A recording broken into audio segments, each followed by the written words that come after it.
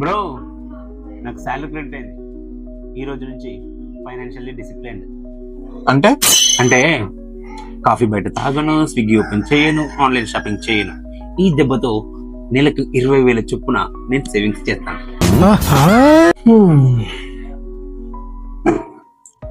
Bro, నువ్వు already 799 rupees కి wireless ear buds order చేసినావు. అది ఇన్వెస్ట్మెంట్ బ్రో. మ్యూజిక్ వినడం వల్ల ప్రొడక్టివిటీ పెరుగుతుంది. మళ్ళీ స్విగ్గీలో బిర్యానీ అంటారేంటి బ్రో? ఎంటీ స్టమక్ తో సేవింగ్స్ గురించి ఆలోచించలేం బ్రో. ఓకే, మళ్ళీ ఈ అమెజాన్ కార్ట్ లో ఈ డంబెల్స్, రింగ్ లైట్, ఈ గేమింగ్ మౌస్ ఎందుకు బ్రో?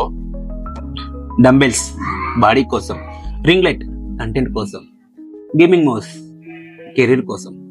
దీనినే అంటారు బ్రో బ్యాలెన్స్డ్ గ్రోత్ అని. ఇంక నీ సొల్లు. ఇప్పుడు నీ బ్యాంక్ బ్యాలెన్స్ ఎంత బ్రో?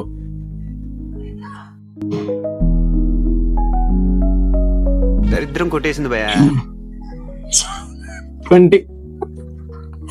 20,000 సేవ్ చేస్తా అన్నాగా బ్రో.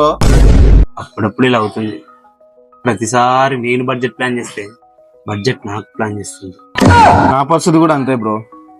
నా పర్సులో మనీ కన్నా బిల్స్ ఎక్కువ ఉంటాయి. మనకు సేవింగ్స్ అకౌంట్ ఉన్నా సేవింగ్స్ మాత్రం గెస్ట్ రోలే ఇస్తాయి.